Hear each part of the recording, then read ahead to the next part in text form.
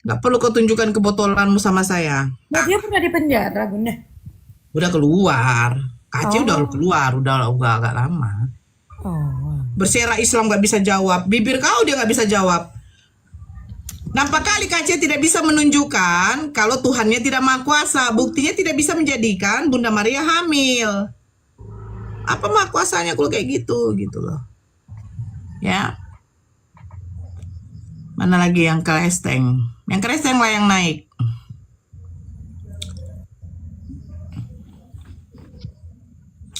Mana. Di apalah. Suruh moderator, mana moderatornya? Ada motor di bawah, Bang Ton. Moderator bertumpuk ini, tidak tahu tapi ini. Aduh. Entahlah. Aku moderator juga, Bunda. Aman. Bentar, aku cari. Pecat moderatornya. Moderator bertumpuk tapi entahlah apa yang dicarinya nih. Aduh. Ini Karol Alvin nih apa sih sebetulnya? Kristen apa sih kau? Kristen yang tidak makan hewan? Dia makan ikan. Oh, ikan makan ikan. Dingin. Makan. Aku tanya lah, kasih satu udah oke. Kasih satu dah elok dah. Dah elok dah. Pencet kayaknya Nama ini, setengah pencet enggak? nih. Apa itu yang dimakan tadi ditanya? Saya Nah, belum aku simak tanya. yang dimakan. Kau makan hewan enggak? Bukan, tidak. Tidak makan hewan. Iya, Yakin? tidak. Yakin? Ya, sejauh ini yakin sejauh ini. Lah, Yesus saja makan hewan tuh. Kenapa kau enggak makan hewan? Oh. Ya, tanya sama Yesus lah.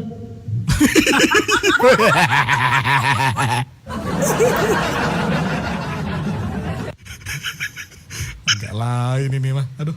Itu ada tamu, Bunda. Nonim, makan minum, silakan Nonim. Muslim atau Kristen Nonim? Selamat pagi. Oh, Bang makan minum Kristen ya? Ya, saya mau tanya sama Bunda Sama saya. Silakan. Tanya sama saya. Kirain sama saya. Nora. Enggak, Karol. Kalau Karol, kau tuh banyak yang menentang kau. Kebanyakan Kristen-Kristen lain makan babi. Dah, silakan makan. Ya, karena mereka mentuhan perut mereka itu. Iya betul. Makanya Yang mereka betul yang makan kau bedi bilang, dan bukan dulu. menentang. Nah, kenapa? Gini Bunda Nora. Yuk, Ini kamu Masuk kenapa sebelah dulu, kanan Bang? saya mungkin. Bang, sebentar Karol. Apa abang Kristen apa? 3 in 1. Buset, Inwan. Siap. Ya lanjut. Ini Kenapa? ini diskusi ini kan sudah lama saya dengarkan itu aja putar sana putar sini kanan kiri atas Abang bawah. katanya mau bertanya, silakan bertanya. Mau Itu tanya. abang berarti membuat statement. Ya, Bernarasi dulu, gitu loh. pengantar. Bang, kalau pengantar ngomong. Oke. Gini Bunda, Hmm. saya ini kan orang ragu-ragu juga. Dengan Kalau saya dengarkan agama saya benar juga, tapi orang Muslim juga menjelaskan benar. Tidak mungkin yang benar ini dua, tidak mungkin Tuhan dua. Masuk. tidak mungkin Tuhan 6, Bang. Ya, jadi Logis. saya ingin Bunda, apa sebetulnya yang sangat membuat Nora ini memilih Islam? Siapa tahu, mana tahu saya ikut jejaknya Bunda. Silakan Bunda. Oke. Di dalam Al-Quran, satu yang tidak ada di dalam Bible kamu. Apa? Allah mengatakan sesungguhnya agama yang diridhoi di sisi Allah hanyalah Islam. Adakah Yesus mengatakan agama yang diridhoi di sisi Bapaknya adalah Kristen? Itu dulu poin. Ada nggak? Tinggal jawab aja, sistem TikTok kita. Ya, di saya jalan dan kebenaran. Bukan, saya bertanya agama. Soal jalan, Musa juga jalan. Kalau soal jalan ya, Musa juga jalan, Bang. Siapa yang membawa keluar bangsa Israel dari tanah perbudakan? Musa kan? Berarti Musa itu adalah jalan juga. Betul. Nah, yang pertanyaan saya itu tadi yang itu. Di Al-Quran 1, Allah mengatakan yang agama yang diridhoi di sisi Allah hanyalah Islam. Islam itu artinya selamat. Nah, sekarang ada nggak Yesus menyebut Kristen? Dari timur ke barat, selatan, utara tidak ada, Bunda. Tidak ada. Oke, ya. Poin lagi yang kedua. Saya tadi katakan Islam itu artinya selamat. Lah, berarti sebelum Nabi Muhammad SAW tidak membawa agama Islam, mereka disebut apa? Mereka disebut adalah seorang Muslim. Muslim itu apa? Berserah diri. Mereka adalah seorang yang hanif. Hanif itu apa? Orang yang lurus. Lurus itu artinya apa? Yang tidak menjadikan Tuhan-Tuhan lain selain daripada Allah. Kan begitu? Nah, sekarang pertanyaannya, Kristen ini apa? Islam saya sudah kasih tahu artinya selamat. Pengikut Pengikut Kristus. oke. Apakah Yesus mengenal Kristen? Apakah Yesus mengenal apa, Bunda? Apakah Yesus mengenal Kristen?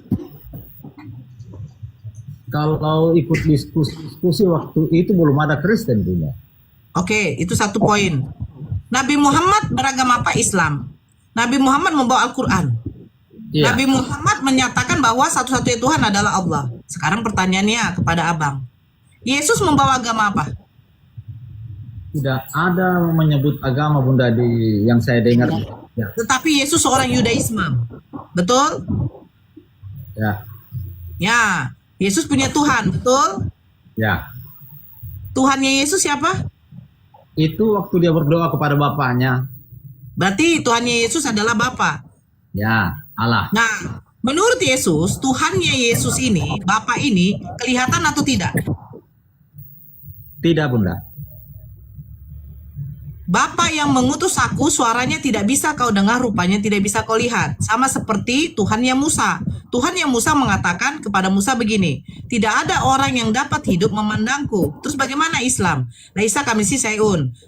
Tuhan itu tidak bisa disamakan dengan makhluk. Berarti apa?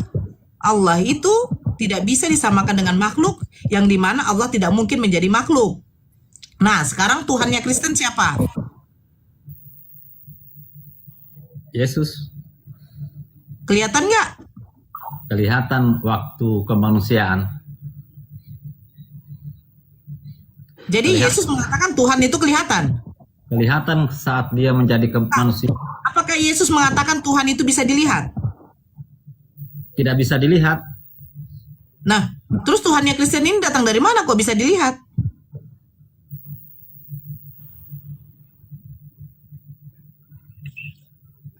Merubah wujud. Tuhannya Musa merubah wujud nggak? Kalau saya dengar diskusi, enggak, Bunda. Tuhannya Islam merubah wujud. Tidak, Bunda. Tuhannya Kristen merubah wujud. Ya. Itu ajaran dari mana? Pendeta kami menjelaskan. Loh, kenapa nggak Yesus yang menjelaskan? Karena Yesus Tuhan. Yesusnya kan sudah nggak ada, Bunda. Harusnya dijelaskan di dalam kitab bahwa Tuhan itu merubah wujud. Itu dia, makanya saya ini berani bertanya. Kan saya sampaikan di awal tadi pengantar saya ragu-ragu. Iya, makanya pertanyaan ini akan yang membuat abang menjadi bingung menjawabnya. Oke, itu sudah poin ya, bahwa Tuhan tidak mungkin kelihatan. Ajaran Yesus seperti itu. Terus, sebentar dulu Bang Ton. Kau jangan dulu nyambung. Kau tuh kok host. Diam dulu. Nah, sekarang berikutnya. Ajaran Yesus menyembah kepada satu Tuhan. Kedua, Yesus mengikuti hukum Taurat yang dimana diharamkan makan B2. Apakah orang Yahudi makan B2? Tidak. Apakah Islam makan babi? Tidak.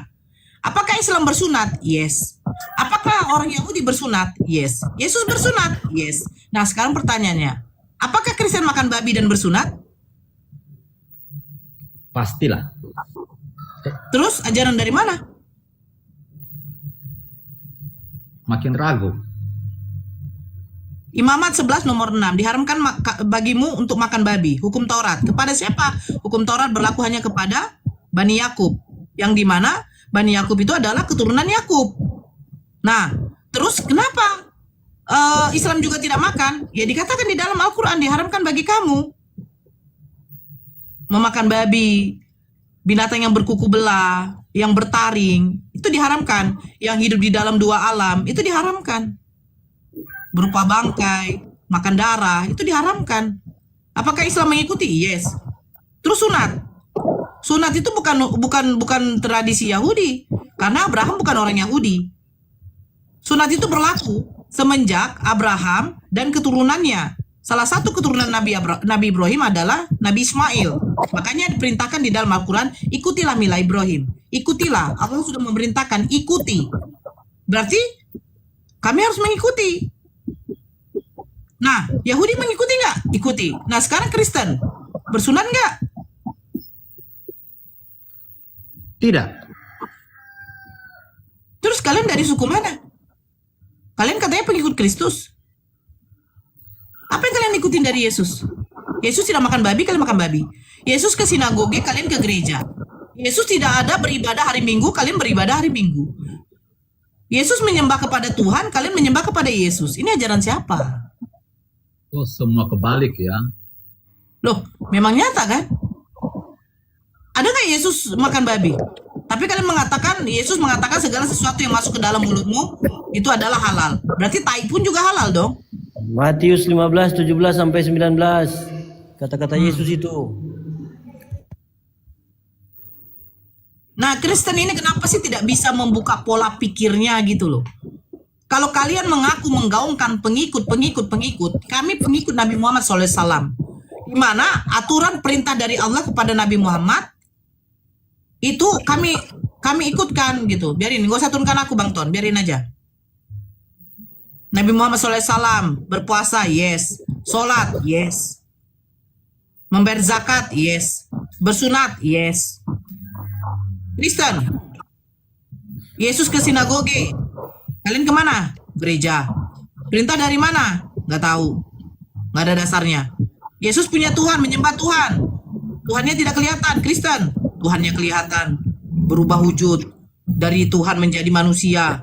Ajaran apa ini? Yesus tidak makan babi. Kristen makan babi. Ajaran apa ini? Yesus bersunat. Kristen. Oh, Nora, kami Kristen ada yang bersunat. Apa kata Paulus?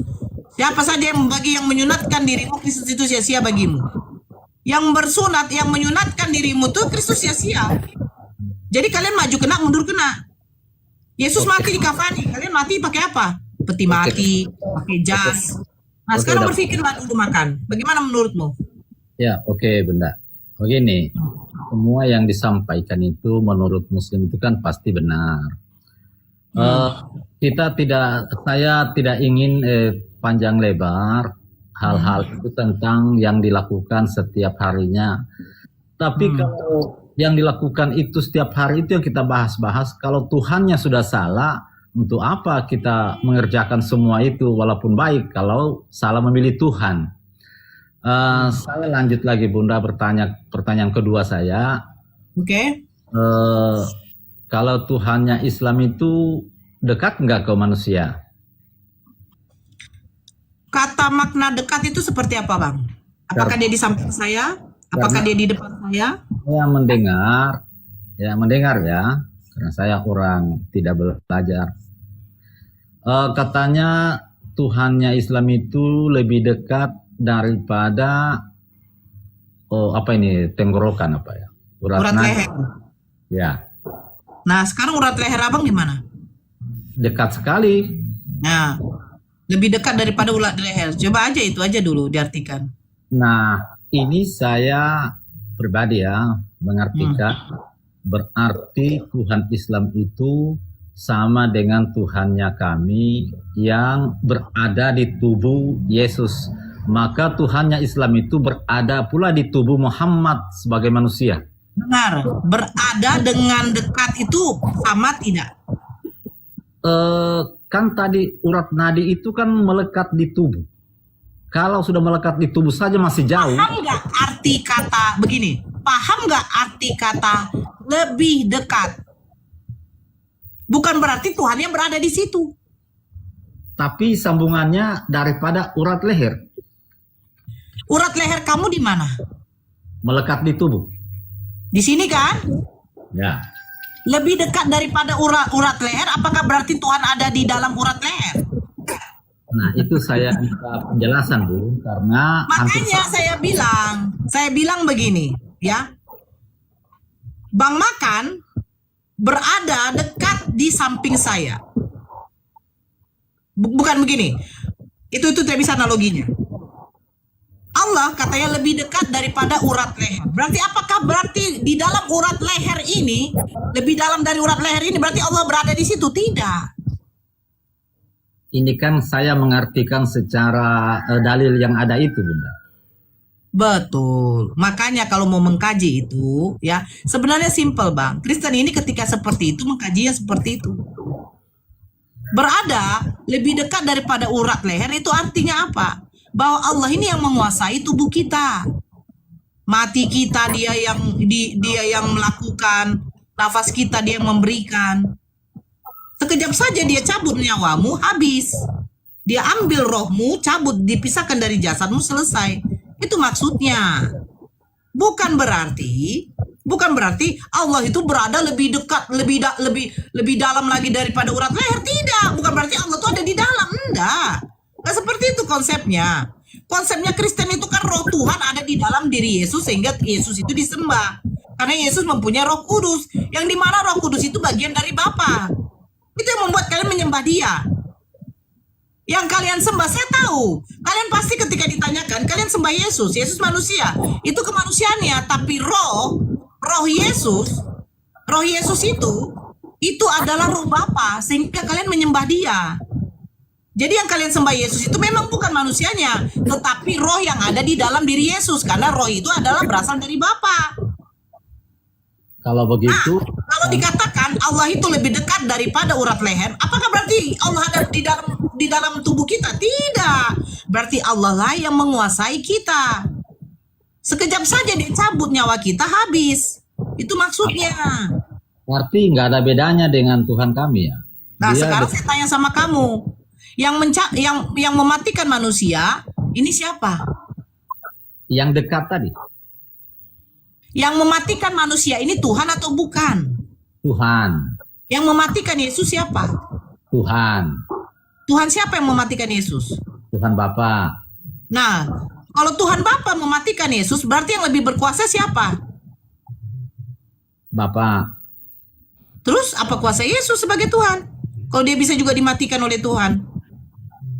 Ya, itu tadi Tuhannya Bunda Nora kan juga dekat. Berarti berada dalam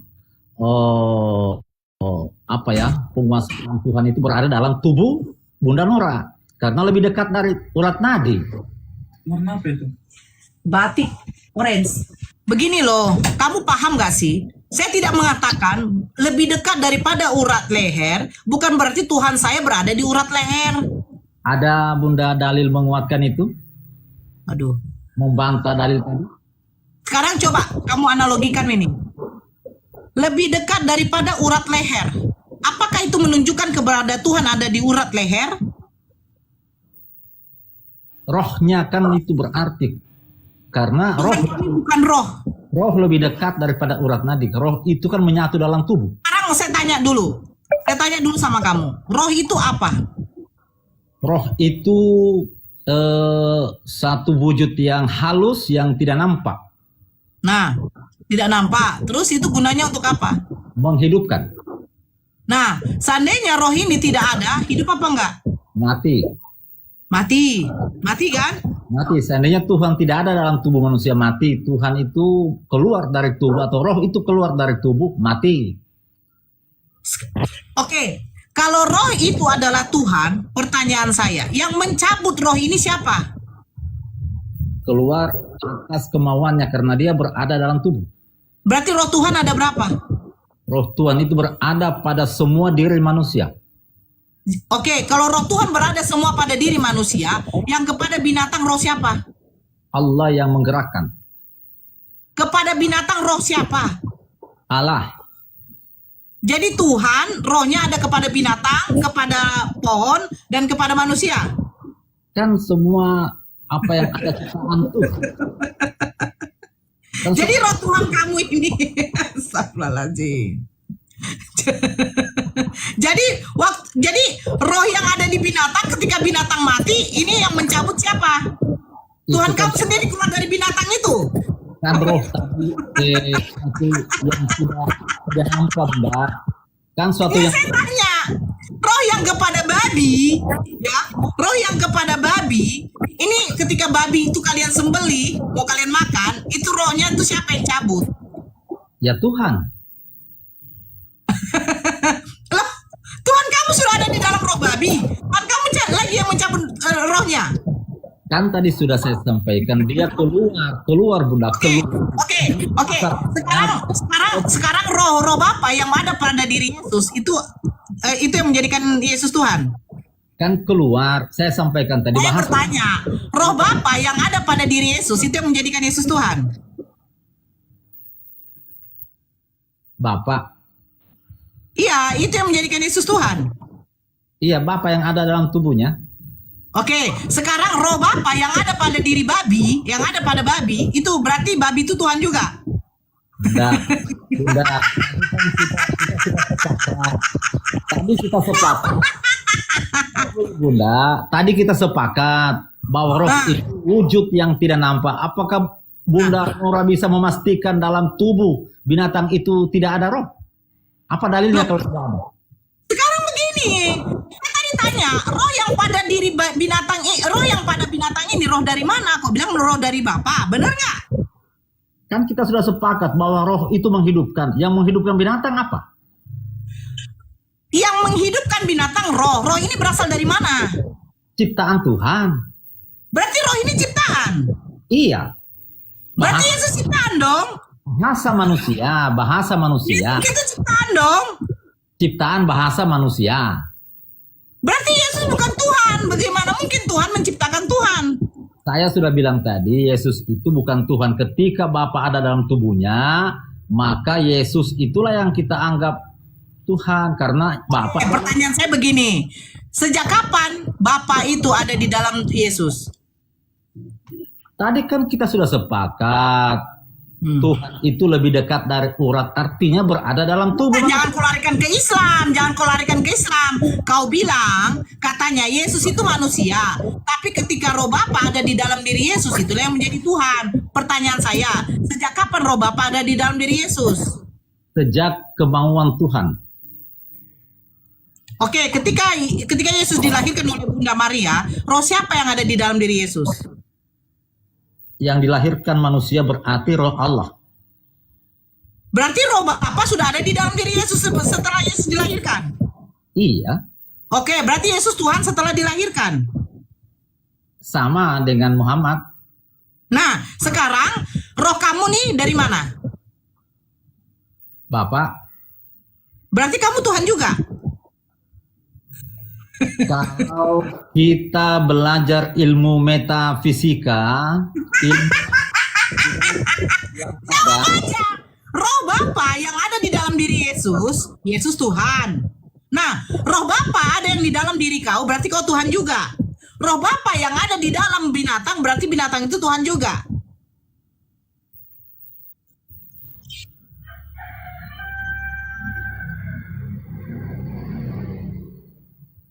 bingung lagi saya. Ngapain bingung? Narasinya makanya diperbaiki. Iya, Tampol. iya. Ini kan saya bilang tadi, Bunda, kan saya ragu-ragu. Saya sengaja memberi. Kamu makanya saya kasih yang paling gampang untuk dicerna. Yesus Tuhan. Kenapa dia Tuhan? Karena ada Roh Kudus di dalam diri Yesus. Matius 1 nomor 18. Maria mengandung daripada Roh Kudus. Roh Kudus ini siapa? Roh Kudus ini adalah Roh Bapa, Roh Allah. Benar nggak? Ya.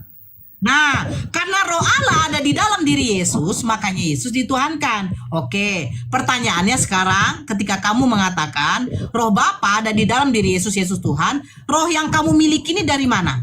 Dari Bapa. Berarti kamu Tuhan juga dong. Tidak. Loh, tapi roh yang kamu miliki ini dari mana? Dari Bapak. Loh, kalau roh yang kamu miliki dari Bapa, kenapa kamu nggak dikatakan Tuhan juga? Sama ya. Loh, Yesus memiliki Roh Kudus. Roh Kudus ini dari mana? Dari Bapa.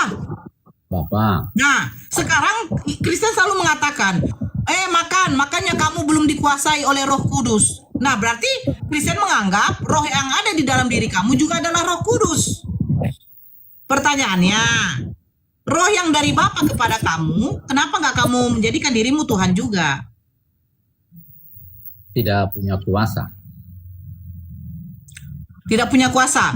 Roh yang ada pada Musa, roh dari Bapa juga tidak? Dari Bapak lah. Nah, sekarang Musa Tuhan tidak? Tidak. Loh, kenapa? Dia bisa belah lautan. Merubah tongkat jadi ular.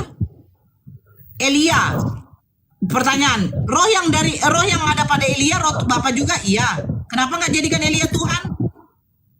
Elia lebih hebat daripada Yesus. Kenapa? Elia bisa membangkitkan orang mati.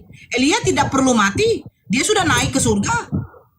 Yesus harus mati dulu, harus bangkit juga, baru bisa naik ke surga. Kenapa nggak Tuhankan Elia? Lebih hebatnya lagi Melkisedek.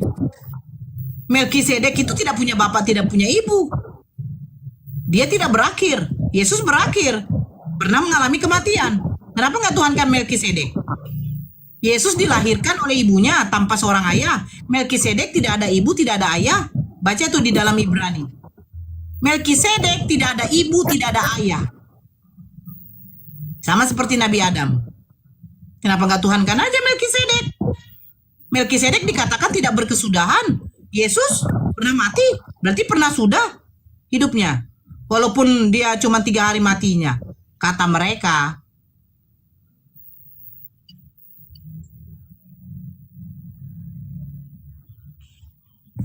Di mana tuh Bang Ton? Melkisedek itu?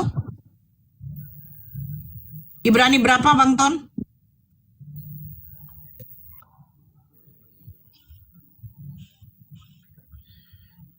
Nih, saya bacakan ya. Di dalam Ibrani 7 nomor 1 sampai 10. Ini saya bacakan yang poinnya aja ya. Kenapa nggak nyembah Melkisedek adalah raja kota Salem sekaligus imam Allah yang maha tinggi. Imam Allah loh, Melkisedek. Dialah yang bertemu dengan Abraham. Tengok, dialah yang bertemu dengan Abraham ketika Abraham dan teman-temannya kembali dari peperangan mengalahkan semua pasukan dari beberapa kerajaan.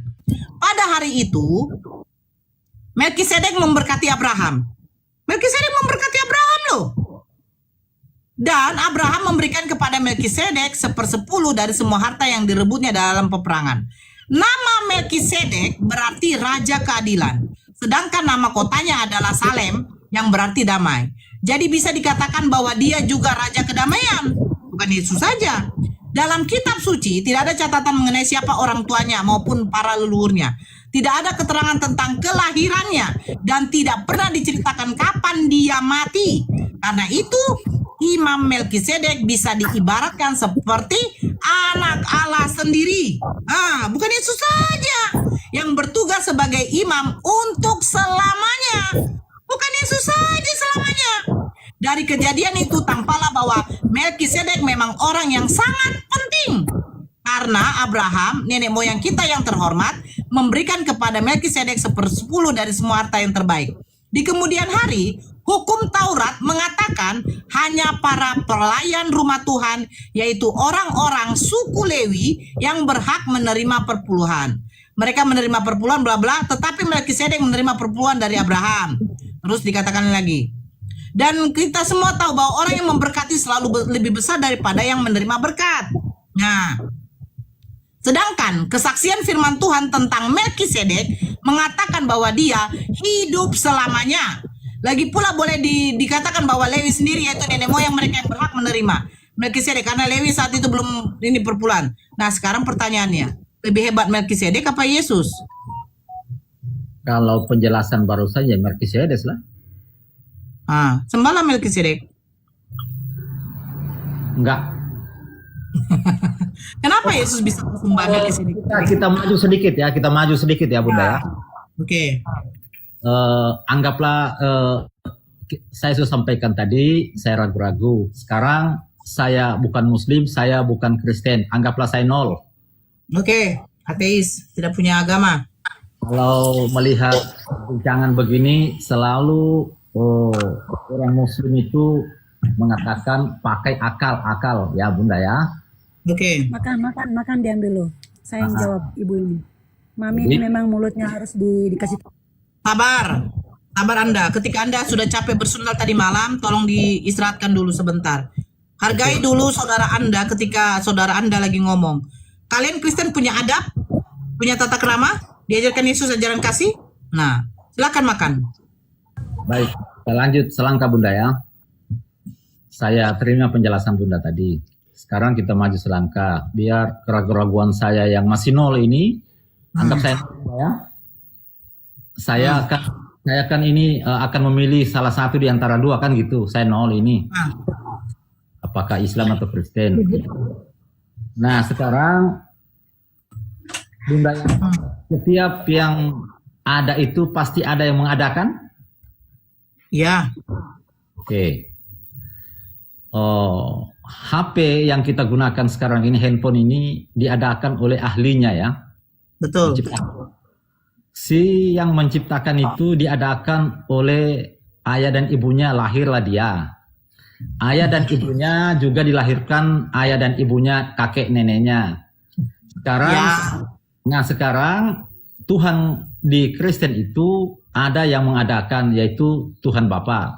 Di Islam seperti apa penjelasannya seperti pernyataan saya Bunda? Tentu Tuhan itu ada yang mengadakan sesuai akal. Setiap yang ada pasti ada yang mengadakan. Silakan Bunda. Allah itu bukan berarti ada yang mengadakan. Sebelum kata ada, Allah itu memang sudah ada. Allah itu tidak bermula. Siapa bilang Tuhan itu bermula? Kan kita Bapak bermula nggak? Sebentar. Bapak bermula nggak? kan kita Yang menciptakan manusia. Nggak, sistem TikTok aja, nggak usah panjang-panjang. Bapak bermula nggak? kan kita sepakat menggunakan akal. Setiap yang ada Ya, akal digunakan. Oh, sekarang begini, Bapak bermula nggak menurut catatan Bible kamu? Bermula Dari mana mulanya Bapak? dari nol. Tunjukkan dari nol dia bermula. Tidak ada satu itu berawal dari nol. Nol. Itu penjabaran kamu. Sekarang saya tanya, bagaimana mulanya seorang bapak itu? Mulanya bapak itu bagaimana? Zat yang metafisika. Bagaimana mulanya? Saya tanya. Evolusi alam. Dari mana alam? Loh, orang bapak yang menciptakan langit dan bumi kok berevolusi? Sebelum ada pun yang diciptakan oleh Allah, bagaimana mulanya Tuhan itu? Itu dulu. Kalau kau bilang metafisika, evolusi dari alam, lah yang menciptakan alam ini siapa? Bapak. Berarti kan sudah ada yang menciptakan. Nah, Bapak ini mulanya dari mana? Kita ini kan bulat. Bulat itu tidak ada ujungnya. Bulat itu. Saya bertanya, sebelum diciptakannya manusia, alam semesta ini, asal mulanya Bapak ini dari mana? Penciptanya. Siapa yang menciptakan Bapak?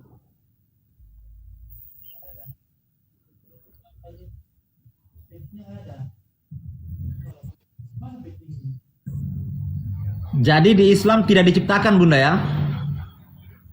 Jangan soal diciptakan, yang namanya ciptakan. Yang namanya ciptaan itu berarti ada yang menciptakan. Ya. Nah, yang menciptakan ini siapa yang ciptakan? Sudah di alam tidak diterima oleh akal lagi itu Bunda, pertanyaan itu. Ya bagaimana bisa kau mau mengakalkan Tuhan itu sejak kapan bermula? Menatap matahari aja kau sanggup nggak? Itu ciptaan Tuhan dulu dong. Menatap matahari sanggup nggak kau? Tidak. Nah udah. Artinya pertanyaan saya tadi tidak bisa dijawab dengan akal lagi ya Bun. Keberadaan sejak kapan Tuhan itu ada? Kamu nggak bisa memikirkan seperti itu. Karena apa? Allah itu tidak bermula. Sejak kapan Allah itu bermula? Pada mulanya Allah menciptakan. Pada mulanya adalah firman. Gak ada namanya Tuhan bermula. Tuhan itu tidak bermula, tidak berawal, tidak berakhir. Tidak ada seperti itu. Kristen saja, makanya analoginya begini, analogi yang bisa kau terima deh. Kalau kita memakai akal, Tuhan itu memiliki sifat kemahaan, betul tidak? Ya, semuanya maha. Nah, ketika dia maha besar, apakah dia bisa menjadi kecil?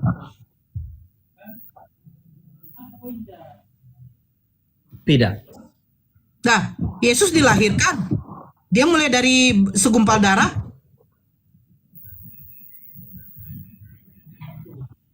Kemanusiaannya. Enggak. Kalau sifat maha, tidak mungkin tidak menjadi maha. Ketika Yesus dijadikan Tuhan, berarti dia memiliki sifat kemahaan. Yesus dari segumpal darah, mana itu? Berarti ciptaan memang. Nah,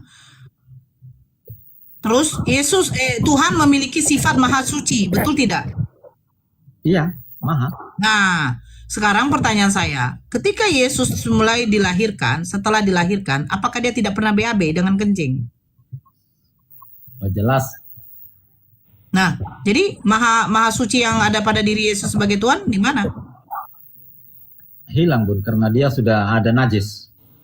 Nah, jadi pantaskah layakkah gelar Tuhan diberikan, disandangkan kepada makhluk? Tidak. Terus kenapa Yesus Tuhan? Doktrin. Kami kan sudah didoktrin seperti itu di gereja. Siapa bajunya mama?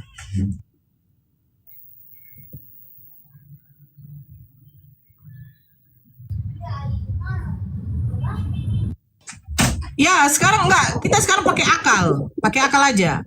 Tuhan maha suci, maha kuasa, maha melihat, maha mendengar, maha mengetahui. Betul tidak? Betul.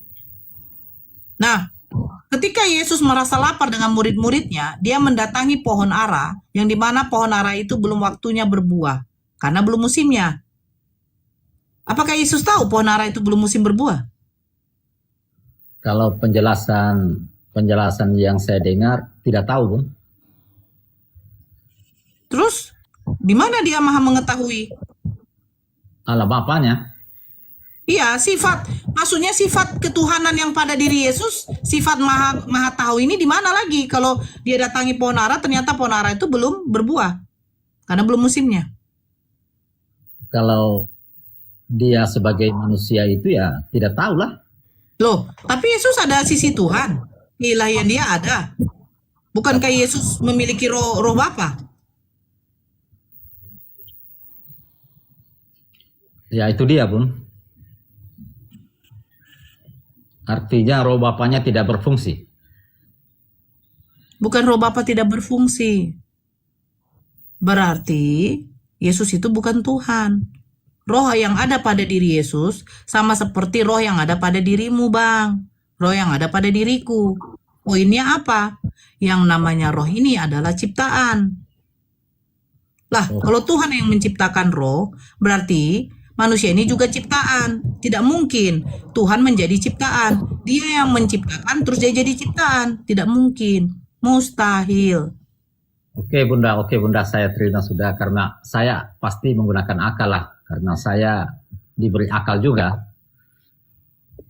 Oke, saya terima, Bun. Kita melangkah ke langkah ketiga, Bun, boleh? Boleh, silakan. Kalau sudah seperti itu, Yesus bukan Tuhan lagi, maka gugurlah ketuhanan Yesus. Benar, Bunda? Betul. Kita melangkah ketiga ya, Bunda ya. Yes. Kalau saya memilih Muslim, umpamanya saja, umpama, Bunda ya. Ya. Apa yang harus saya lakukan?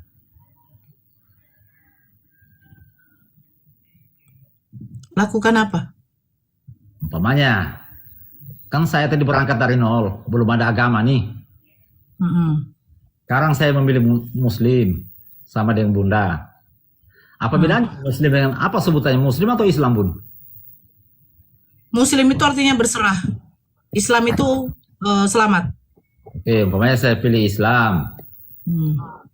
Apa yang harus saya lakukan sebagai orang yang nol ini? Menyembah kepada Allah, bersyahadat. Tahu Bun, tapi tentu ada proses. Maksudnya proses beribadah. Masa saya belum paham di Islam saya langsung syahadat? Kan proses gimana? Apa yang saya lakukan gitu loh. Kamu harus mengenal siapa yang harus kamu sembah. Proses pengenalannya gimana? Proses pengenalannya yang begini. Kita membuat suatu perbandingan, Bang Makan. Banyak sedikitnya kamu sudah mengetahui di Islam bagaimana. Agama Islam mengajarkan menyembah kepada Allah. Tidak ada Tuhan selain Allah. Ajaran agama di dalam Bibelmu itu menyembah kepada Tuhan yang dimana 3 pribadi 1 hakikat. Itu perbandingan dulu. Sekarang ajaran dulu. Yesus mengatakan kepada Bani Israel ketika Bani Israel berkata, apa hukum yang terutama itu Yesus? Yesus mengatakan, hukum yang terutama itu ialah Tuhan Allah kita, Tuhan itu Esa. Terus bagaimana memperoleh hidup yang kekal Yesus? Yesus menjawab, hidup yang kekal itu bahwa mereka mengenal Engkau satu-satunya Allah itu yang benar dan Yesus hanyalah utusan. Bagaimana di dalam Islam? Nabi Muhammad SAW memperkenalkan bahwa satu-satunya Tuhan yang harus disembah hanyalah Allah. Tiada Tuhan selain Allah. Terus Nabi Muhammad siapa? Nabi Muhammad adalah seorang utusan. Sama seperti Yesus, sama seperti Nabi Musa, sama seperti Nabi-Nabi sebelum Nabi Muhammad SAW diutus. Kan seperti itu. Nah, jadi bagaimana saya mau mengenal Islam? Ya seperti itu. Ajaran yang di dalam Bible kamu itu sama seperti yang diajarkan oleh Nabi Muhammad SAW kepada manusia. Bedanya, di dalam Matius 15:24, Yesus sudah mengklaim bahwa dia hanya untuk Bani Israel. Sama seperti Musa. Musa diutus hanya untuk Bani Israel. Terus Nabi Muhammad SAW, bagaimana? Allah mengutus Nabi Muhammad SAW sebagai Nabi penutup. Untuk siapa? Untuk semua manusia. Makanya dikatakan di dalam Al-Quran, orang-orang yang beriman kepada Allah dan Rasul-Nya itu dijanjikan. Satu yang akan saya baca yang ini ya. Nih. Surah, nih, sebentar. Surah At-Taubah ayat 72. Allah menjanjikan kepada orang-orang mukmin, lelaki dan perempuan akan mendapat surga yang di bawahnya mengalir sungai-sungai, kekal mereka di dalamnya, kekal, dan mendapat tempat-tempat yang bagus di surga Aden. Dan keridhaan Allah adalah lebih besar, itu adalah keberuntungan yang besar. Yang menjanjikan surga bagi orang mukmin itu siapa? Allah sendiri. Bukan kami. Allah Ya. menjanjikan. Oke. Itu kan sudah di Islam, sudah orang Islam. Saya ini kan belum Islam. Makanya masuk Islam dulu.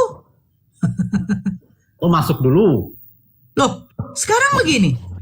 Kamu menginginkan surga, tetapi begini.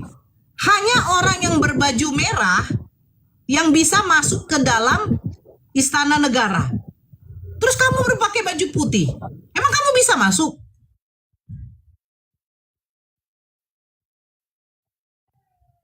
Hanya orang-orang mukmin yang bertakwa kepada Allah, yang beriman kepada Allah dan Rasul-Nya, yang dijanjikan masuk surga.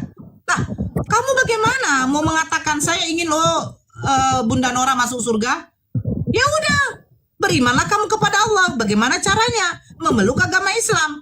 Karena Allah sudah mengatakan orang-orang mukmin.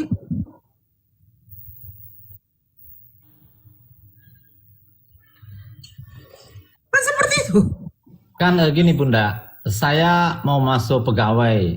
Tentu ada proses, saya melamar, bikin surat lamaran, ada syaratnya. Masuk Islam, prosesnya pertama, mengucapkan kalimat syahadat. Setelah mengucapkan kalimat syahadat, kami mengapain lagi? Sholat. 5 rukun Islam. Mengucapkan kalimat syahadat. Setelah mengucapkan kalimat syahadat, bagaimana? Sholat. Sholat wajib, fardu, 5 waktu. Setelah sholat wajib fardu 5 waktu apa? Berpuasa di bulan Ramadan. Nanti yang akan kami lakukan. Terus setelah itu apa? Membayar zakat. Nah setelah itu apa? Menunaikan ibadah haji jikalau mampu. Ikuti perintah Allah. Terus bagaimana lagi mengumpulkan amal ibadah, pahala? Banyak. Sholat sunnah. Sholat duha. Sunnah. Dikerjakan mendapatkan pahala, tidak dikerjakan tidak masalah. Kebajikan-kebajikan yang kamu lakukan itu akan dihitung oleh Allah. Penyakit yang kamu derita itu sebagian menggugurkan dosa-dosamu. Oke Bun, saya sudah paham. Jadi masuk dulu ya, itu intinya ya. Ya, Oke, kita masuk ke langkah keempat Bunda ya, boleh ya? betul. Oke. Masih boleh kah? Kalau nggak boleh kita pending dulu, nanti saya cari lagi. Ya, keempat. Oke, langkah keempat Bunda ya. Ya, Katanya tadi di Islam itu sudah dijamin masuk surga, gitu kan? Nah, kenapa lagi Bunda bilang tadi harus puasa, zakat? Katanya kok sudah dijamin? oke. Abang sekolah ada yang namanya ujian. Betul tidak? Betul. Nah, ngapain abang diuji lagi? Kalau abang tuh juga sudah bisa membaca. Supaya saya lulus. Nah, sama seperti itu. Artinya kalau saya masuk Islam belum lulus Bunda ya? Anda masuk Islam, Anda harus diuji dong keimanan Anda. Bertakwa atau tidak? Jangan saya mengucapkan kalimat syahadat. Asyhadu an la ilaha illallah wa asyhadu anna Muhammad Rasulullah. Clear, saya beriman kepada Allah dan Rasulnya. Kan begitu. Terus, kalau kamu sudah beriman kepada apa? Sembahlah kepadaku katanya. Allah perintahkan untuk menyembah dia. Tujuannya untuk apa? Ya Allah tuh memberikan suatu ujian kepada manusia agar apa? Agar ketakwaan, keimanan hambanya ini bisa dilihat. Jadi kalau kamu sudah mengucapkan kalimat syahadat dijanjikan enggak, terus kamu tidak melakukan perintahnya. Lucu. Kamu masuk di dalam suatu perusahaan. Udah kerja. Tapi perintah, hukum, aturan yang di dalam perusahaan itu nggak mau kau ikuti. Apa? Siapa kamu di situ? Artinya jaminan surga tadi bisa hilang, bisa dihapus kalau kita tidak mengikuti ujian itu Bunda. Begini, Allah menjanjikan setiap orang mukmin itu kan begitu. Kamu bagaimana mungkin mau naik jabatan kalau pekerjaan kamu tidak bagus? Betul tidak? Betul lah itu Bunda. Nah, kalau Allah memberikan suatu perintah, kamu tidak ikutin, larangan tidak kamu ikutin, terus apa yang membuat kamu menjadi seorang mukmin? Artinya saya masuk Islam sudah dijamin masuk surga. Nah, tentu saya melakukan semua ujian itu Bunda ya. Iya, Oke. begini, sebentar. Yang namanya pengadilan itu ada timbal baliknya. Ketika kamu melakukan dosa, kamu melakukan amal kebajikan. Nah, ketika ditimbang, perintah-perintah Tuhan tidak kamu ikuti, tetapi kamu banyak melakukan dosa, apa yang membuat kamu menjadi selamat? Menyembah Tuhan yang benar. Bukan. Seperti perintahnya sholat 5 waktu, kamu nggak pernah sholat, tapi kamu mengaku sebagai mengaku sebagai orang yang beragama Islam. Disuruh perintah untuk berpuasa, kamu tidak puasa. Membayar zakat, kamu tidak membayar zakat. Dosa nggak? Dosa lah. Karena itu perintah. Terus untuk yang mengimbangi, menghapus dosa kamu ini, bagaimana caranya? Makanya melakukan segala perintah Tuhan. Paham nggak? Paham. Kalau Tuhan ya tidak membuat suatu larangan, aturan, apa bedanya kita dengan hewan? Oke, saya terima Bung. Intinya di poin keempat ini, langkah keempat ini saya masuk Islam. Di Islam itu, dalam Islam saya harus melakukan perintahnya ya Bunda ya. Menjauhi larangannya. Oke, langkah kelima Bunda. Boleh? Ya. Oke. Sekarang, manusia itu kan terbatas. kadang tidak melakukan itu karena ada sesuatu. Bahkan ada teman saya Islam itu dia tidak puasa. Saya tanya, di Islam itu katanya puasa semua orang. Kenapa kamu tidak puasa? Dia bilang, malas lah, lagi malas lah. Nah, gitu. Nah, apakah orang di Islam juga boleh seperti itu, Bunda? Paham nggak arti perintah? Berarti wajib. Ketika tidak dilakukan berdosa nggak berdosa? Sama seperti satu contoh aja. Bang Makan mau ke luar, ke kota, memakai kendaraan roda 2. Aturan di dalam, hukum di dalam Indonesia, yang menggunakan kendaraan roda 2 wajib. 1. Menggunakan helm. 2. Melengkapi surat-surat kendaraan. 3. Melengkapi surat-surat identitas si pembawa motor. Betul tidak? Saya belum bisa membenarkan kalau narasi yang barusan, Bunda, karena saya biasanya naik motor kadang tidak pakai helm, tapi saya Bang, jangan bilang biasanya, itu ke dirimu. Yang saya bilang kan hukum. Hukum, Bang. Paham hukum nggak? Contoh, kamu membunuh. Ada nggak hukum di Indonesia yang menerapkan bagi apa hukumannya bagi orang pembunuh? Ada kan, Bang? Hukumnya bukan dirimu. Oke, secara umum ya. Iya, hukum di Indonesia saya bilang hukumnya bukan dirimu, Bang. Oke. Kalau dirimu. Makanya saya bilang, hukum di Indonesia memberlakukan bagi pengendara roda 2 wajib menggunakan helm. Itu aja dulu. Betul tidak? Oke. Nah, ketika kamu bertemu polisi di tengah jalan, kamu nggak menggunakan helm, ketika kamu ditangkap, kamu memberontak nggak? Berontak juga lah. Abang paham hukum nggak sih, Bang? Artinya ketika saya memberontak, saya itu melanggar, memberontak tanpa dasar gitu. Bukan, nggak mungkin lah, Bang, kau memberontak lagi, orang kamu udah salah. Kamu ngaku kamu salah nggak? Ya salah lah. Ya udah. Kalau sudah ditetapkan hukum oleh Allah, wajib itu berarti harus. Wajib berpuasa. Terus dia bilang saya malas. Terus hukumannya apa? Ya dia ditetapkan sebagai orang yang berdosa, tidak melakukan perintah Tuhan. Oke, Betul oke. tidak? Terima, setuju. Ya udah, gitu, Bang. Sama seperti Abang ke sekolah waktu SD, SMP, SMA. Apakah menggunakan baju biasa? Tidak kan, Bang? Wajib Tidak. menggunakan seragam sekolah.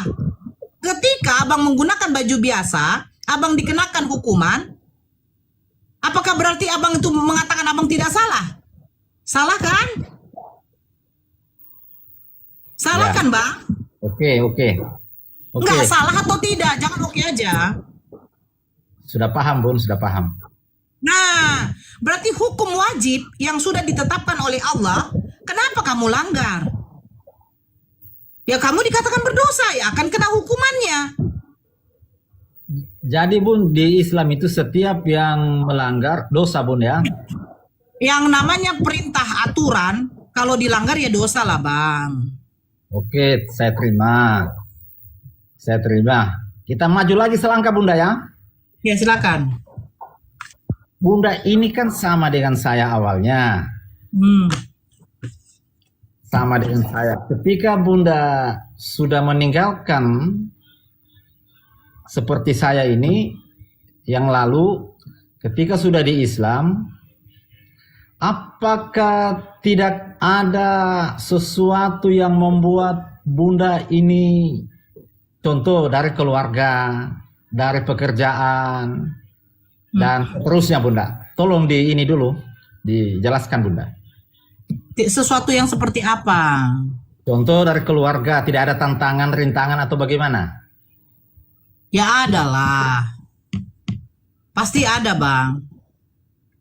Makanya dikatakan orang-orang yang mualaf ini, yang diberikan hidayah adalah orang-orang pilihan Allah. Kenapa? Karena Allah tahu bahwa nanti ketika dia hijrah, itu ujiannya akan semakin lebih besar. Taat nggak dia? Teguh nggak dia dengan keimanannya? Kalau dia selalu istiqomah, ya udah, makanya Allah menjanjikan. Kan janji itu. Janji itu adalah utang.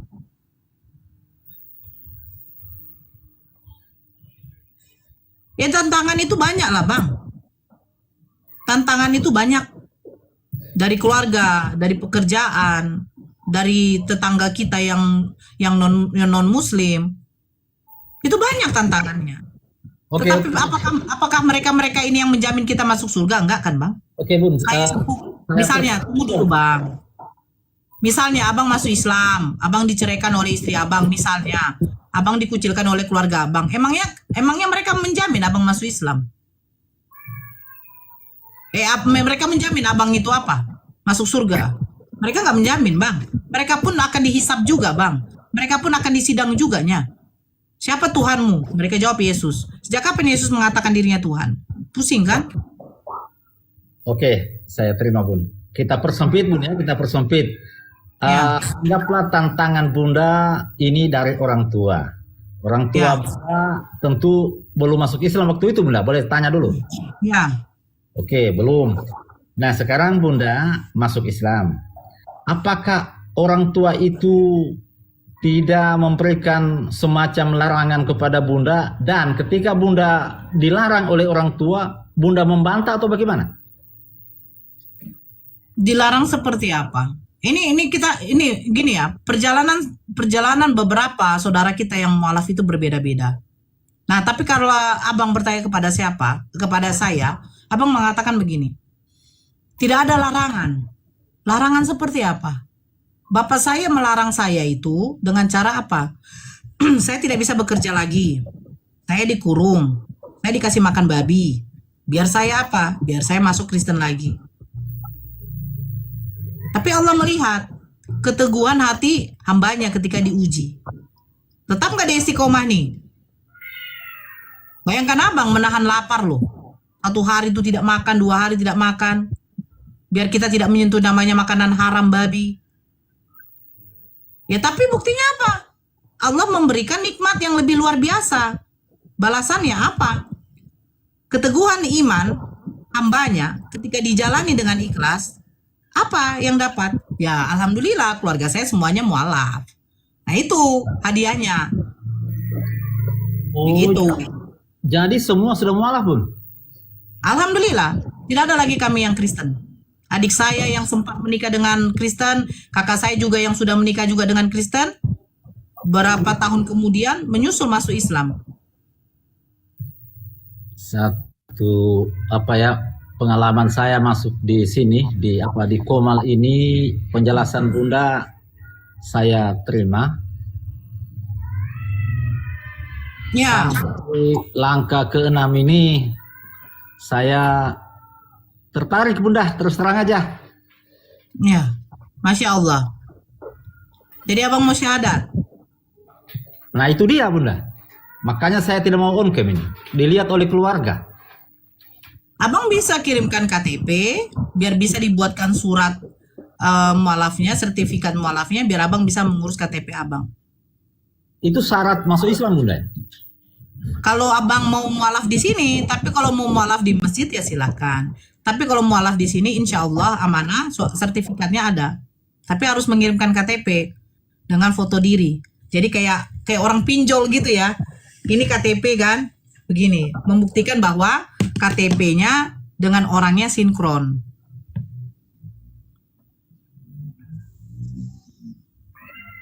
Oh, cuma syarat saja supaya saya diakui oleh orang bahwa saya sudah mualaf Bunda.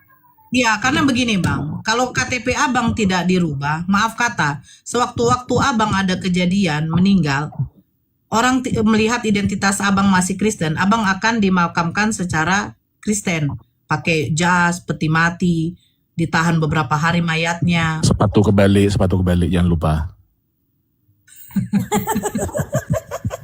Jadi kalau abang sudah Islam, otomatis melakukan fardu kifayah.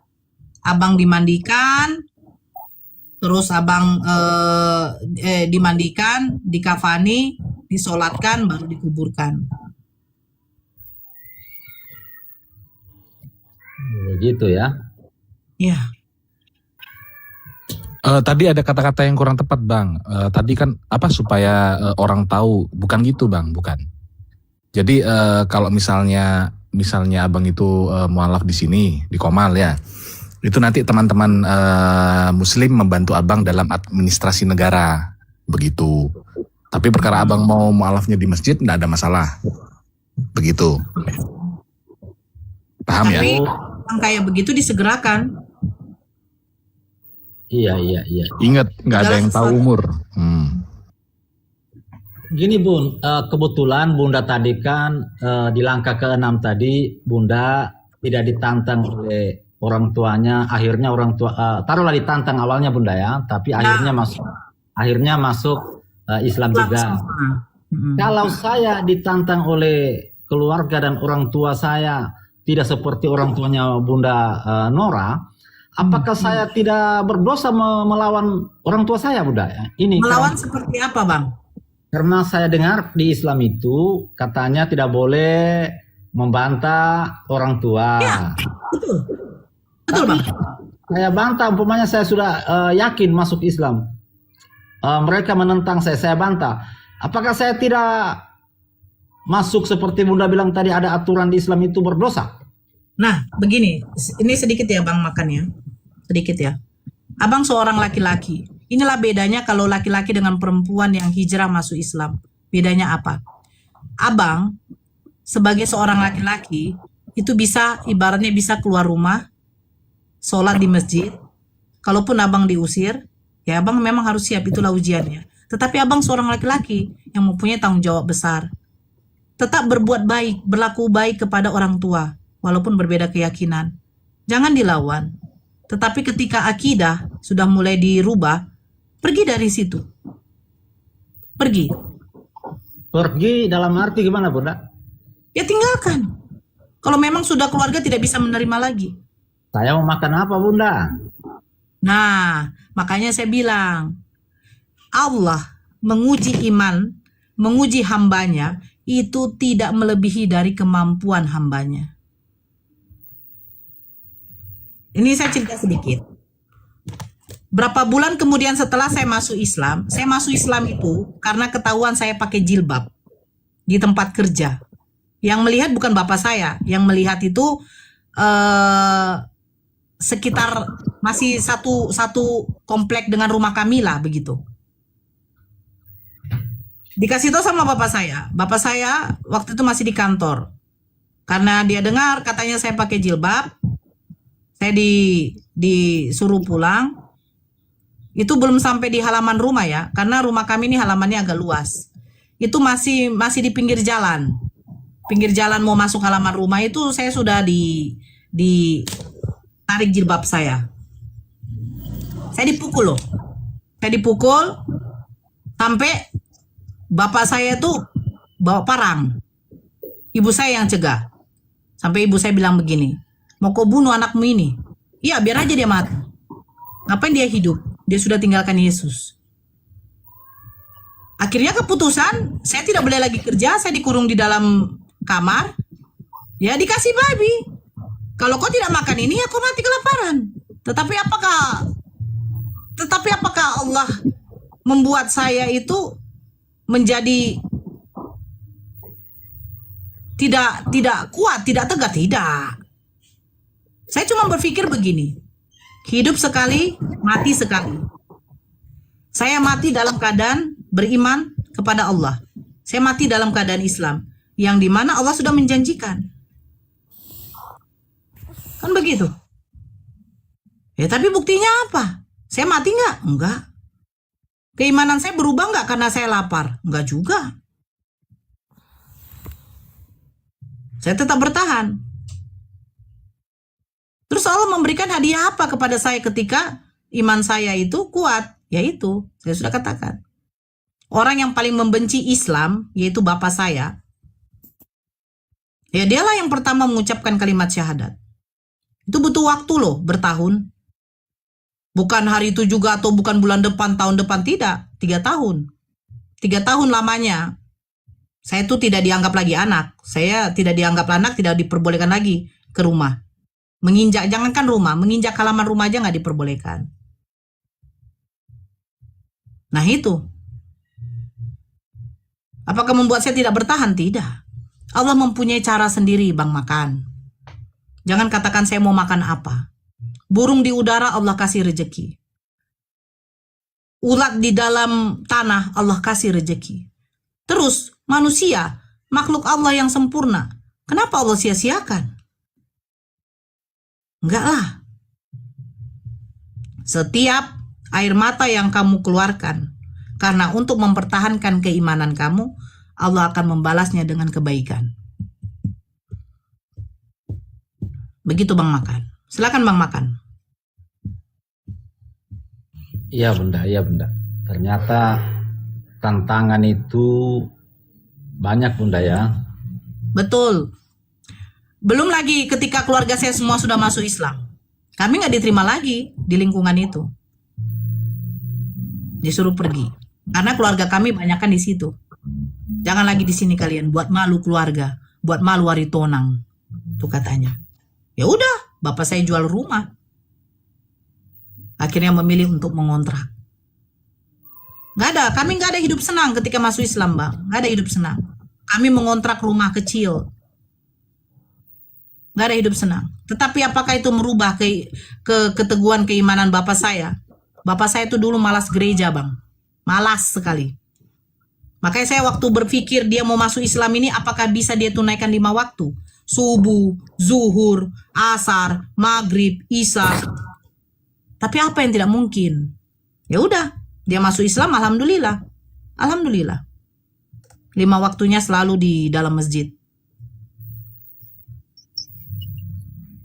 Jadi kalau abang katakan saya tidak akan makan lagi, loh, emang abang yang mengatur rezeki abang?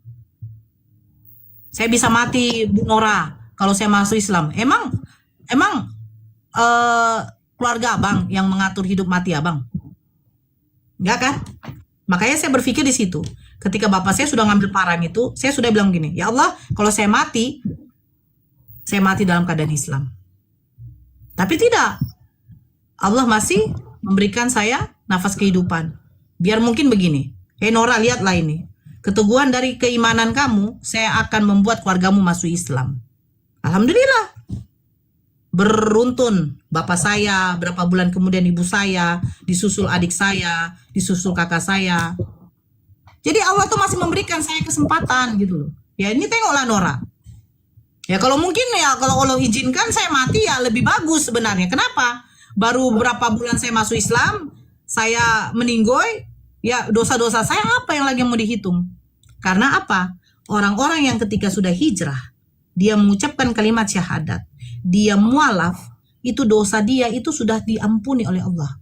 Dia seperti bayi yang baru lahir. Allah menjanjikan itu. Makanya saya bersyukur bapak saya, ibu saya itu masuk Islam waktu sudah tua, waktu sudah uzur. Ya orang uzur apalagi dibilang gitu. Dia hanya melakukan ibadah saja, sholat, waktu ya sholat, berpuasa ya berpuasa. Saya bersyukur itu saja. Iya. Ternyata Bunda keluarganya itu mengikuti Bunda. Gini Bunda, Ya, itu Bunda, saya mendengar Bunda ya. Mungkin kita dengar juga Yahya Waloni ya. ya, Nah itu kan malah dikucilkan Bunda, dijauhkan, malah ditentang. Akhirnya beliau merantau kemana? Ke Jawa ya. ya. Nah kan beda pengalaman itu Bunda. Betul, makanya pengalaman orang-orang yang mendapatkan hidayah berbeda-beda Bang. Kalau abang mengatakan, terus saya makan apa? Tapi Terus saya bagaimana? maksud saya gini Bunda, saya bandingkan dua tadi. Tapi setelah di Islam statusnya sama ya, sama-sama tidak ada masalah ya. Sesudah kami Islam. Ya, walaupun dari Bunda sama saja itu ya, di Islam sudah ya. Walaupun tentang beda tantangan ya. Ya, beda. Oke. Saya bisa catat semua Bunda. Saya sengaja ya teman-teman bertanya kepada yang pernah di agama saya agar lebih jelas gitu. Kalau saya bertanya kepada Ustadz tidak mengalami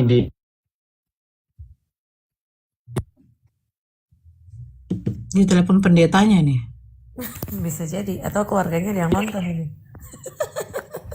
Ya kenapa Dek? Ya kenapa Bang? Kalau saya bertanya, tapi kayaknya yang telepon saya masih Kristen, teman-teman Kristen kayaknya Bunda ini. Oh ya ya. Saya mute dulu ya. Oke, nggak apa-apa. Tuh Karol, kau nggak bisa berpikir kritis kayak dia Karol. Makan aja yang kau pikir, Karol. Ini bukan soal makan minum. Namanya aja makan minum. Saya Konsep bukan keuangan kamu, soal makan Karol, minum. yang perlu Ini soal diapakan. keberpihakan. Ini Karena soal Yesus, keberpihakan. karena Yesus mengatakan manusia hidup bukan dari roti saja, melainkan dari firman yang keluar dari mulut Nah iya Allah. memang kan betul saya setuju. Nah, Bukan artinya hanya roti apa? saja. Firman Ya, yang mau disampaikan ngapain oleh untuk Yesus. Makan, berarti artinya untuk makan jangan sampai ngebun-bun. Karol, Kalau firman yang ngebun-bun berarti disampaikan oleh melanggar Yesus. Karol. Matius 15, 17 sampai 19. Bentar, Karol. Firman yang disampaikan oleh Yesus itu apa? Hai Bani Israel, dengarkanlah. Tuhan Allah kita, Tuhan itu Esa, bukan makanan. Kamu harus menyembah kepada Tuhan yang Maha Esa. Siapa itu? Yaitu Bunda, Ya, saya Bang, dipantau, saya turun dulu ya. Nanti kita sambung kalau ada waktu, Bunda. Ya, di follow aja hostnya. Ya, saya dipantau. Ya Bang, nanti sambung lain waktu nggak apa-apa ya. Bunda Nora Tapi kalau misalnya mau apa namanya, mau tanya-tanya atau apa boleh ya, DM aja nggak apa-apa. Kalau bisa langsung syahadat lah. Sekali lagi nggak ada paksaan ya Bang ya, nggak ada paksaan. Abang nggak diminta syahadat di sini, abang nggak diminta masuk Islam. Tapi kalau abang orang-orang yang mencari kebenaran, abang berpikir secara kritis, bertanya secara kritis, maka kami siap menjawabnya, gitu Bang ya. Ya, kalau mau sharing lebih banyak sama Bang Ton, silakan minta DM-nya, minta WA-nya, jangan sama saya. Ya, minta sama saya. Iya. Ada nggak Oten yang banyak lagi? Tolong moderator, saya tidak tahu itu. Saya kalau sudah di atas, buka yang mau naik, muter-muter. Oh. Iya. Makanya kalau dikatakan ajaran kasih, aduh. Saturannya bapak saya kalau masih hidup ya. Saya suruh dia itu bersaksi, memberitahukan bagaimana waktu dia mendengarkan saya masuk Islam itu marahnya itu memang sampai mau saya dibunuhnya itu. Ya. Jangan gitu lah Bunda, masih ingat-ingat aja di sono kan pakainya kesaksian, menceritakan gitu loh, masa kesaksian. Bertanya dulu. Bang Ton. Dia akan menceritakan ya kan. Saya bertanya kan, Pak, tolong Pak, jelaskan di sini Pak, seandainya Bapak saya masih hidup ya. Apa yang mau dijelaskan nak? Waktu Bapak mulai tahu lah, saya masuk Islam, Bapak jemput saya yang dari tempat kerja saya. Oh, pas dia ceritakan. Ku seret kau, semua kau punya mukena kau itu sampai dibilang begini. Mukena tai kau ini, katanya. Sejadah tai kau ini. Iya, dibakarnya, diambilnya minyak tanah, dibakarnya itu habis. Iya, dengar aku tuh ceritanya Bunda Nora waktu itu tuh. Ngeri kali. Sampai nangis aku, Pak, janganlah Pak. Apa? Kenapa? Gak suka kau, katanya. Ini, alat-alat tai ini, katanya. Ya, dulu waktu pas saya pun juga dilamar kan. Bapak saya kan bilang tuh sama orang penghulunya. Udahlah, nikahkan anak saya ini dengan seperangkat alat tai, katanya. Tapi, lisannya ketika mengucapkan seperangkat alat tai, dia pula pertama yang memakai seperangkat alat sholat itu. Bukan mukena ya, koko, sejadah, ya, peci, dia pula yang pakai. Dialah pertama yang menjulurkan sejadah untuk sholat. Makanya kuasa Allah itu tidak bisa kamu pungkiri. Allah tuh maha membolak-balikan hati. Nggak nih dengar cerita Bunda Nora ini udah bukan sekali tapi udah berkali-kali, tapi tetap aja aku merinding dengernya. Saya kalau ingat itu ya Allah, tidak nyangka aja. Satu keluarga tuh jadi masuk Islam. Doubling Tommy. Ya, izin bertanya lagi. Kau kalau Gantian. bertanya soal makanan malas aku, Karol. Bukan, Al-Baqarah kan bukan soal makanan. Oke, apa? Bukan Al-Baqarah 168 ya. Kalau Al-Baqarah 168 itu soal makanan. Nah, Al-Baqarah 11 dan 12 saja. ya. Sesudah saya siapa? Tommy ini atau ada yang lain? Ada itu Tommy. Antri dulu ya. Oke, Ya, nanti. pemakan B2 antri ya. Pemakan B2 antri dulu ya. Nah, terus lanjutlah kau. Iya, iya, iya. Maaf. Waduh, di mana ini kemarin? Sudah saya Al-Baqarah berapa tadi? Al-Baqarah 11. Al-Baqarah 11 sampai 12.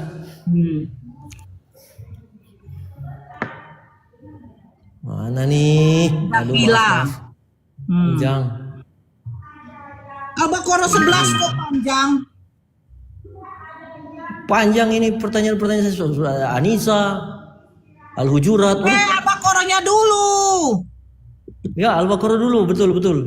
Ya udah, 11. Wa idza qila lahum. Ya kenapa dengan itu? Ayat itu kenapa? Ada ya kan yang tidak sengaja, tidak menyadari sedang berperan dalam pengerusakan bumi. Nah, mengapa? Apakah peran ilmuwan di situ boleh ditampilkan? Karena data-data ilmuwan itu bisa lebih teliti menunjukkan bahwa si A, si B, oknum tertentu ternyata sudah sedang berada dalam perannya juga merusak Contohnya bumi. apa? Contohnya jejak karbon ya. Jejak karbon yang tidak ada dalam Kisah Para Rasul 10 ayat 13, tidak ada jejak karbon di situ. Tapi Saya bacakan deh 11 dulu. Apabila dikatakan kepada mereka, janganlah berbuat kerusakan di bumi, mereka menjawab, sesungguhnya kami hanyalah orang-orang yang melakukan perbaikan. Itu artinya apa? Itu kamu jangan membuat kerusakan. Itu seperti kayak kerusakan di bumi bukan berarti memporak-porandakan bumi. Salah satu maksudnya seperti itu bukan. Salah satunya jangan merusak seperti alam, terus membuat suatu kefitnahan, memicu konflik. Seperti itu. Terus ayat 12-nya dikatakan gini. Ingatlah, sesungguhnya merekalah yang berbuat kerusakan tetapi mereka tidak menyadari. Contoh, disitulah karena tidak menyadari kan butuh ada Sadar. Iya, butuh ada yang menyadarkan. ya Butuh ada makanya dikatakan bukti, kamu harus data. bertakwa. Makanya dikatakan kamu harus bertakwa. Ya bertakwa kepada Allah dengan apa ya ini? Melakukan perintahnya. Gitu loh. Contoh seperti inilah, menebang hutan. Nah itu, betul itu. Kamu hanya memikirkan dirimu sendiri, tidak memikirkan dampaknya bagaimana kepada manusia yang lain. Terus bagaimana itu dikatakan apa? Itu dikatakan manusia yang zolim. Zolim. Kamu sudah zolim kepada yang lain. Hanya demi kenikmatan yang kamu dapat, kamu sudah zolim kepada yang lain. Kamu sudah melanggar perintah Tuhan. Janganlah itu dikatakan. Janganlah kamu merusak bumi ini. Sama seperti janganlah kamu memfitnah, menyebabkan konflik. Jangan. Adu domba itu. Itu kerusakan itu.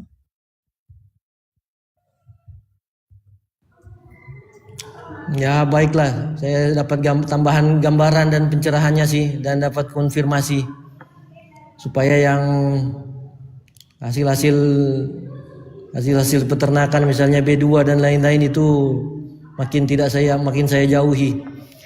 Tapi pertanyaan tapi sesudah saya sudah tidak ada lagi yang mau tanya ini. Yang tadi itu Tommy itu kenapa sudah Ngapain saya tanya kau soal makanan? Balik-baliknya ke makanan lagi. Yang ya lain. karena ini bukan bertanya, saya hanya mengatakan bahwa apa yang saya baca ini mengkonfirmasi apa yang saya praktekkan. Gitu. Tapi Bang Karol, boleh nggak aku tanya nih Bang Karol? Apa mau tanya? Saya tidak tahu apa-apa saya. Saya tidak makan ikan goreng, kalau saya tidak gimana?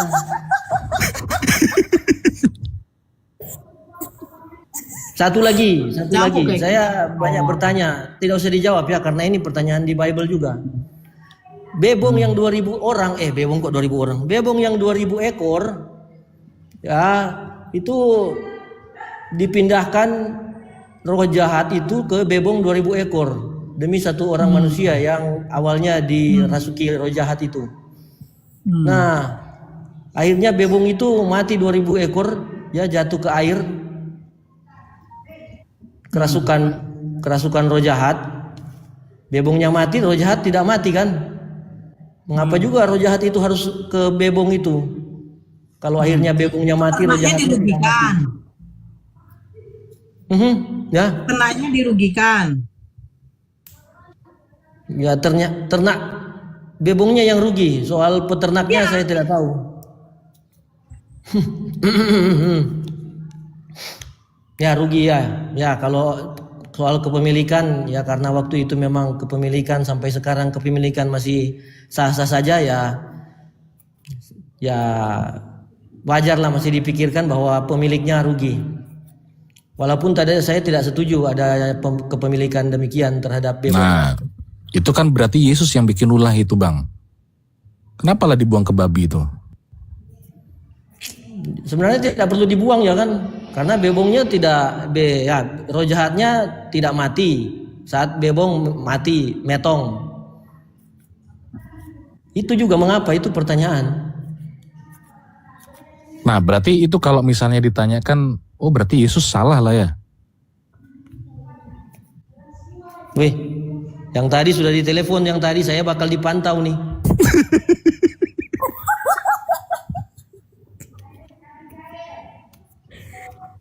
Pertanyaannya berat deh. Tapi tidak masalah sih, sejauh ini saya belum dipantau, telepon belum berdering kok. Tak takut saya. Ketek kau lah. Diam lah kau Karol, naikkan yang lain. Saya kepalaku nih Karol. Oh ya betul, naikkan yang lain. Nanti ya, kalau ada waktu saya juga bertanya ke yang lain. Kalau ada waktu, saya kan tidak maksa. Coba dibantu moderator dipilah dan dipulihkan ya. Pribadi-pribadi yang menyembah manusia ini, aduh. Mereka jangan dikatakan menyembah manusia, menyembah diri mereka sendiri, perut mereka sendiri. Mengaku aja menyembah Yesus. Belum tentu. Yang si Karol ini orangnya berduit loh, pasti berduit. Kenapa? Tidak usah beli daging, betul nggak Bang Ton? Iya, irit hidup dia. Sayur aja. Sayur 5.000 nggak apa-apa, suami saya pemakan sayur. Investasi saya, tapi tetap berinvestasi ke IVS, organisasinya Susianto Seng, Kak Seto. Tetap berusaha investasinya ke situ. Udahlah, Bang Ton lanjut dulu, saya belum breakfast. Cie. Aku sebetulnya ini tahu sama udah sering tahu sama Bang Karol ini naik komal gitu kan. Cuman enggak tahu lah aku ini siapa Tuhan dia nih. Aku bingung lah ya. Sayur jangan-jangan Tuhan dia nih. Tuhanin sayur kok Bang. Ada masa sayur yang jadi Tuhan saya. Bukannya bebong tuh Tuhan saya. Tuh gambar saya.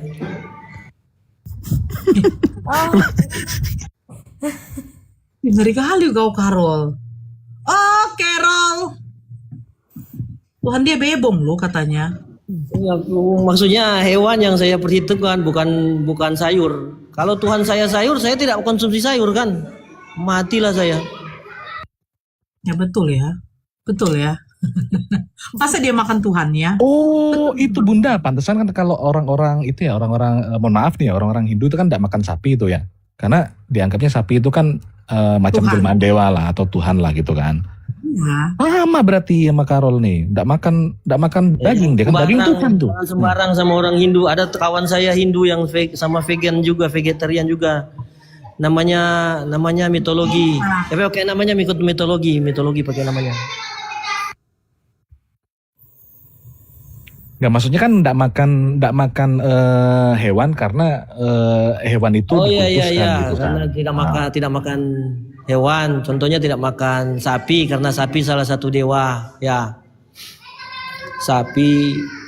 Tetapi sapi juga mereka anggap sebagai ibu dalam hal memberikan susu. Jadi ada tujuh dewi, tujuh bunda mereka, 7 ibu mereka, termasuk Nggak, ibu yang memberikan susu.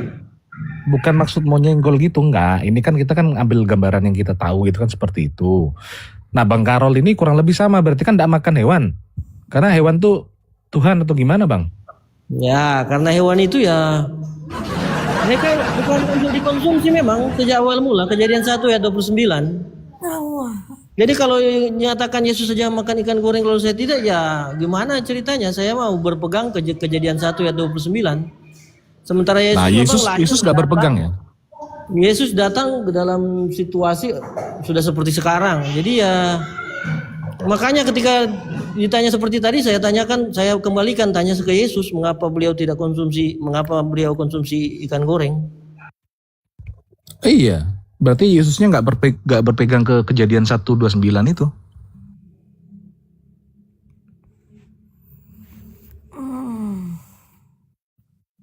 Berpegang ke situ ya. Tapi walau Yesus tidak berpegang ke situ, Yesus menyatakan Kejadian Matius 15 ayat 17 sampai 19. Bukan yang masuk ke mulut yang menajiskan kamu, tapi yang masuk ke mulut, yang keluar dari mulut, yang berasal dari dalam hati, yang menajiskan ya. Yang berasal dari dalam hati kan banyak yang menajiskan. Termasuk Contoh kalau ngomong, keserakahan. kalau berkata-kata nih, dan kata-kata itu atau berbicara, kata-kata itu keluar dari dalam hati, najis, ya. Berarti kalau ada orang Kristen yang ngomong, najis itu. Betul nggak?